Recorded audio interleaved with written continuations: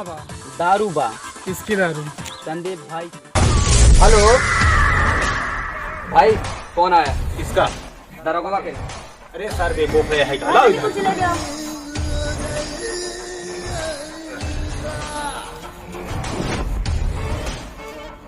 Hello burger भाई, रउआ गाड़ी में शराब और दारू पकड़ाइल बा और ऊपर से आज गांधी जयंती है।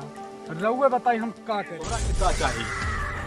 बस गर्लफ्रेंड के हमारे जन्मदिन बा, ओकरा एक हीरा के हार गिफ्ट करे के बाद, बस इज्जत के बाद बा, रउआ संभाल ली। मिल जाए।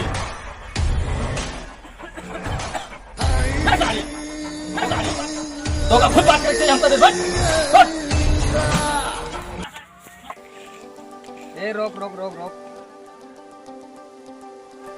बाप रे बाप, का ना खड़ा बा। रउआ का करा चाहता? और चमक चलो। केकर हाई सब? Hello hello. ए मर्दवा, ये गुंडागर्दी छोड़ के हड़ुआगिरी कब से करे लगना? दरअसल एगो गाड़ी पकड़ने वानी, वो में नंबर नहीं थे। तो हर आदमी कहा था रहे कि नंबर जाता नहीं ढिलावे। बुझाता रउआ के मोटर रकम भेटाइल बा। अरे पगला, तोरा के का चाहिए? बोल। बियाह कैल चाहता नहीं मर्दवा। चल हो जाएंगे तो हर बिया। फोन अरे आज खुशी माहौल है, कुछ हो जाए चाहिए।